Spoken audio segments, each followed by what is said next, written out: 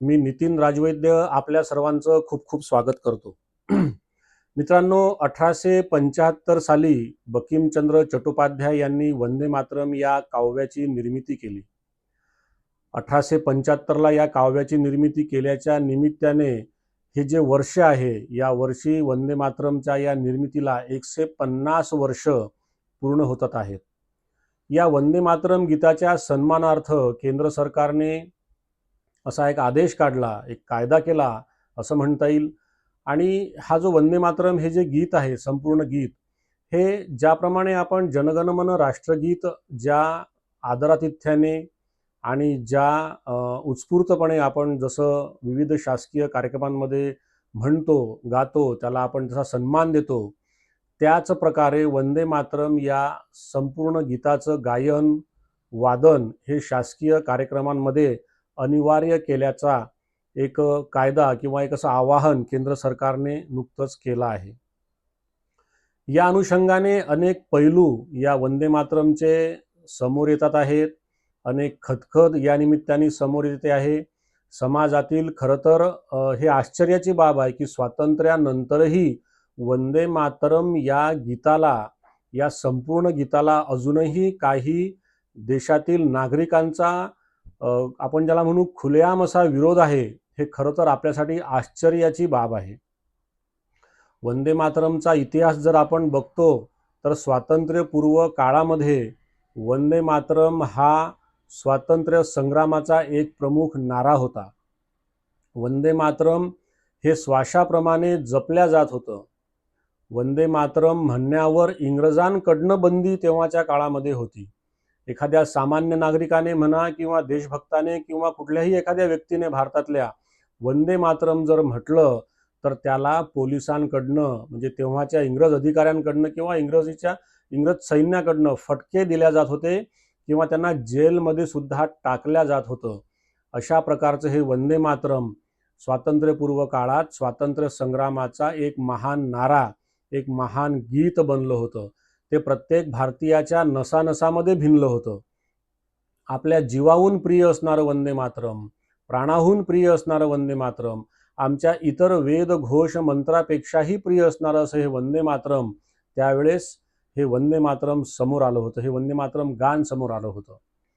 मित्रांनो, हे वंदे मातरम म्हणत म्हणत चाफेकर बंधू असतील, सुभाषचंद्र बोस असतील, चंद्रशेखर आझाद असतील, भगतसिंग, सुखदेव, राजगुरू असतील, क्रांतिकारक अशा क्रांतिकारकांची फळीच्या फळी असंख्य क्रांतिकारक, ज्ञात अज्ञात क्रांतिकारक फासावर चढले, आपल्या प्राणांची आहुती या वंदे मातरमच्या या गीतासाठी म्हणा किंवा वंदे मातरम साठी दिली. आणि वंदे मातरम म्हणत म्हणत त्यांनी आपल्या प्राणाची हसत आहुती दिल्याचं सुद्धा आपल्याला इतिहासामध्ये पाहायला मिळतं, वाचायला मिळतं. एवढा उत्स्फूर्त हा वंदे मातरमचा विषय तेव्हा जनमानसामध्ये निर्माण झाला होता. या वंदे मातरमनी आपण म्हणतो की मला एक काव्य या ठिकाणी आठवतं की आम्हाला जी आझादी भेटली, हे बिना खड्ग आणि बिना ढाल अशी ही आझादी भेटली. खरं तर हे जे गीत आहे, या गीताचं पुनर्लेखन किंवा पुनर्विचार व्हावा लागतो. 5-5 करोड बांधव, देश बांधव स्वातंत्र्य संग्रामामध्ये धारातीर्थी पडले म्हणा किंवा त्यांनी आपल्या प्राणाची आहुती दिली अशी इतिहासामध्ये नोंद असताना बिना खड्ग, बिना ढाल आणि अहिंसेच्या या सगळ्या तत्वावरती हे कसं काय आपल्याला स्वातंत्र्य मिळावं, हा तर खरोखर संशोधनाचा विषय आहे. आता या वंदे मातरम या गीताचा जर आपण इतिहास बघतो तर जसं मी म्हटलं की वंदे मातरम म्हटल्यावर तेव्हा इंग्रज अधिकारी, इंग्रज सैन्य हे फटके मारायचे आणि जेलमध्ये सुद्धा टाकायचे. थोडंसं आपण अजूनही थोडंसं मागे जाऊया की हे वंदे मातरम काय. वंदे मातरम जसं 1875ला बंकिमचंद्र चट्टोपाध्याय किंवा बंकिमचंद्र चटर्जी पण काही लोक म्हणतात, त्यांनी याची निर्मिती केली आणि तो पुढे स्फूर्तिगान ठरला. 1857चं जे स्वातंत्र्य समर होतं हे खरं तर हिंदू मुस्लिम ऐक्याचं, देशाला स्वातंत्र्य करण्याचं असं फार मोठं स्वातंत्र्य संग्राम हा 1857चा होता. हा इंग्रजांनी वेळीच हेरला. त्यांच्या लक्षात आलं की हिंदू मुस्लिम जर एक झाले तर आपल्याला फार काळ या देशामध्ये राज्य करता येणार नाही आणि आपण पुढचे सुद्धा अनेक हजारो वर्षे या देशावरती राज्य करू शकणार नाही. त्यामुळे त्यांनी हिंदू आणि मुस्लिमांमध्ये पद्धतशीरपणे फूट पाडण्याचा प्रयत्न केला. असं म्हणता येईल की यशस्वी प्रयत्न केला. त्यांनी बरोबर मुस्लिम बांधवांना, तेव्हाच्या मुस्लिम नेत्यांना पटवून दिलं की हा देश स्वतंत्र झाल्यानंतर तुमचं काय, हा देश तर फक्त हिंदूंचा आहे. परंतु तेव्हाच्या काही मुस्लिम नेत्यांना म्हणा किंवा मुस्लिम बांधवांना म्हणा, हे इंग्रज अधिकारी, हे पांढरे साप, हे त्यांना फसवण्यामध्ये यशस्वी झाले आणि त्यांनी अशी हिंदू मुस्लिमांची फूट आपल्या देशामध्ये पाडली. आणि त्यानंतर खरं तर आपल्या या इतिहासाला कलाटणी भेटली, या सगळ्या स्वातंत्र्य संग्रामाला मोठं नुकसान आपलं तेव्हा झालं 1900 या. आणि तेव्हापासूनच मग हे हिंदू मुस्लिम, हे हिंदूंचं आहे मग मुस्लिमांचं काय, असं ते सगळं होत गेलं. वंदे मातरमची जेव्हा निर्मिती बंकिमचंद्र चट्टोपाध्यायांनी केली, तर त्या वंदे मातरममध्ये काय आहे की सुजलाम सुफलाम मलयज शीतलाम सस्य श्यामलाम मातरम, भारत मातेचं एक दैवताप्रमाणे वर्णन त्या वंदे मातरममध्ये केलेलं आहे. वंदे मातरम हे म्हणजे जसं की आमचा जो देश आहे हा फक्त जमिनीचा तुकडा नाही, ही फक्त जमीन नाही, तर तो एक जिवंत राष्ट्रपुरुष आहे, ते आमचं जिवंत दैवत आहे. अशा स्वरूपाचं त्या वंदे मातरम गीताचा अर्थ, मतितार्थ त्या वंदे मातरमच्या गीताचा अर्थ त्यांनी त्या वंदे मातरममध्ये लिहिलेला आहे. त्यामध्ये दशप्रहर धारिणीम असं सुद्धा त्या वंदे मातरममध्ये म्हणलं, त्वं ही दुर्गा दशप्रहर धारिणीम. अशा प्रकारचे अनेक काव्य, म्हणजे अनेक वाक्य, अनेक पंक्ती हे त्या वंदे मातरममध्ये आहेत की जे या देशाचं, या भारत मातेचं चित्र एक दैवत म्हणून, आपलं आदरस्थान म्हणून त्या ठिकाणी त्यांनी निर्माण केल्याचं किंवा त्यांनी उभं केल्याचं आपल्याला त्या वंदे मातरममध्ये दिसते आहे. परंतु हा वंदे मातरमचा राग हा तेव्हापासनं आजपर्यंत चालू आहे की काय, अशा प्रकारची शंका लगतच्या काही ज्या काही घटना घडल्या, ज्या आपण प्रसारमाध्यमांवरती बघितल्या, त्या अनुषंगाने आपल्या मनामध्ये उभ्या राहतात. 1923च्या काँग्रेसच्या काकीनाडा येथे जेव्हा अधिवेशन झालं होतं काँग्रेसचं, तेव्हा त्याचे अध्यक्ष होते मौलाना महम्मद अली. यांनी तेव्हा वंदे मातरम गीत पूर्ण गाण्याला आपली असमर्थता आणि नाराजी दर्शविली होती. त्यांनी असं म्हटलं होतं की या वंदे मातरममध्ये दैवताचं, देवीचं स्वरूप तुम्ही वर्णन केलेलं आहे आणि आम्ही फक्त अल्लाहलाच मानतो, आम्ही इतर कुठल्याही दैवताला आम्ही देव मानत नाही, त्यामुळे आम्ही या भारताला आम्ही देव मानणार नाही किंवा देवा समान मानणार नाही आणि त्याच्यासमोर आम्ही नतमस्तक होणार नाही, अशा आशयाचा त्यांचा त्या ठिकाणी विरोध होता, असं आपल्याला इतिहासामध्ये पाहायला मिळतं.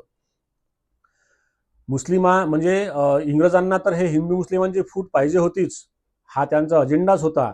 त्यांनी पद्धतशीरपणे हे सगळं त्यांना पटवून दिलं होतं.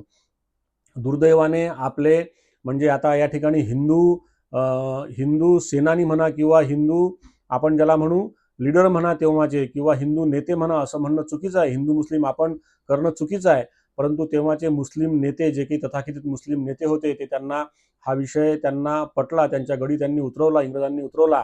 परंतु या दुर्दैव असं आहे की हिंदू नेते सुद्धा या हा जो विरोध होता, हा विरोध त्यांच्या लक्षात न येता त्यांनी या विरोधाला सुद्धा समर्थन दर्शविल्याचं आपल्याला इतिहासामध्ये पाहायला मिळतं.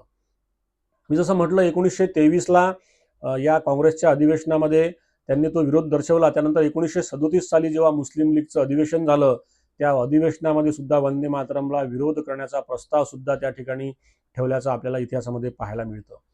तर ही जी वंदे मातरमची ही जी नाराजी आहे, ही तेव्हापासून चालत आलेली आहे.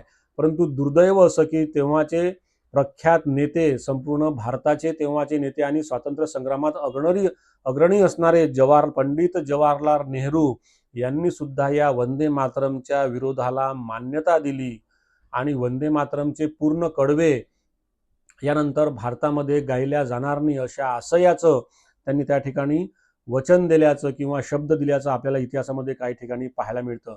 आणि तेव्हापासनं वंदे मातरमचे फक्त पहिले 2च कडवे हे काही ठिकाणी त्याचं गान केल्या जातं किंवा ते ऐकले जातात किंवा ते गायले जातात. परंतु वंदे मातरम जे काव्य आहे, हे पूर्ण 5-6 कडव्यांचं जे काव्य आहे ते स्फूर्तिदायक आहे. त्या काव्यामुळे देशाच्या स्वातंत्र्य संग्रामामध्ये एक वेगळ्या प्रकारची प्रेरणा, एक वेगळ्या प्रकारची चेतना निर्माण केली होती, हा इतिहास आहे. त्यामुळे ठीक आहे, आता स्वातंत्र्यपूर्व काळामध्ये जे झालं ते झालं, परंतु आश्चर्य याचं आहे की स्वातंत्र्यानंतरही अजून आपण बोटचेपी भूमिका घेऊन एका विशिष्ट समुदायाचं लांगुल चालन करण्याचा प्रयत्न किंवा करतो आहो की काय, किंवा हा जो पंडित नेहरूंचा पायंडा आपण आजही या स्वातंत्र्य भारतामध्ये पाडतो आहो की काय, हा संशय लगतच्या ज्या काही घटना घडल्या वंदे मातरम विरोधाच्या, ह्या वंदे मातरम म्हणण्याच्या किंवा गायनाच्या विरोधाच्या जेव्हा आपण ज्या काही घटना बघितल्या, त्या घटनावरून हा प्रश्न तुमच्या आमच्या सर्वांच्या मनामध्ये या निमित्ताने उभा राहतो. मित्रांनो, ही जी बोटचेपी भूमिका आहे, हे जे लांगुल चालन आहे, हे पूर्वीही आपल्या देशासाठी धोक्याचं होतं. आपला संबंध हिंदू मुस्लिम दोघांसाठीही धोक्याचं होतं. कुठल्याही एका विशिष्ट समुदायाला, कुठल्याही एका विशिष्ट धर्माला जास्त महत्त्व देणं आणि कुठल्याही एका विशिष्ट धर्माला कमी महत्त्व देणं, हे आपल्या भारताच्या अखंडतेसाठी, भारताच्या स्वातंत्र्यासाठी, भारताच्या एकतेसाठी तेव्हाही परवडणारं नव्हतं, आताही परवडणारं नाही आणि भविष्यातही परवडणारं नाही. या हिंदू मुस्लिमच्या वादामुळे इंग्रजांच्या राज्यकारभारामध्ये आपल्या देशाचं 6 ते 7 वेळा विभाजन झालं. आपला नेपाळ असेल, म्यानमार असेल, पाकिस्तान असेल, बांगलादेश असेल, असे 5, 6, 7 प्रकारचे देश म्हणजे भाग, आपला भारताचा जो भाग होता याचं विभाजन होऊन ते आज वेगळे देश म्हणून अस्तित्वात आहेत. हे केवळ आणि केवळ इंग्रजांनी जे काही हिंदू मुस्लिम ऐक्यामध्ये जे फूट पाडली त्याचं हे द्योतक आहे किंवा त्याचं हे उदाहरण आहे. या इतिहासामधनं आपण आजही जर सतर्क झालो नाही तर येणारा काळ आपल्याला कधीच माफ करणार नाही.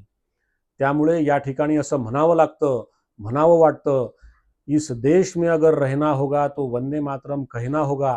कारण वंदे मातरम हे या देशाचा प्राण आहे, हे या देशाचं रूट आहे, हे या देशाचं मूळ आहे, हे या देशाची चेतना आहे.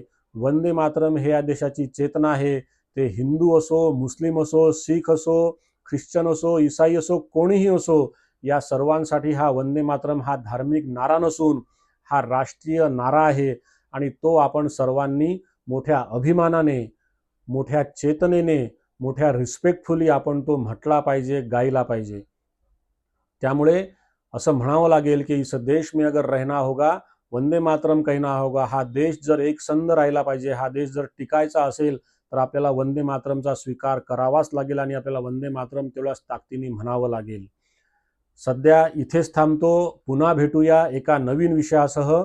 धन्यवाद. वंदे मातरम.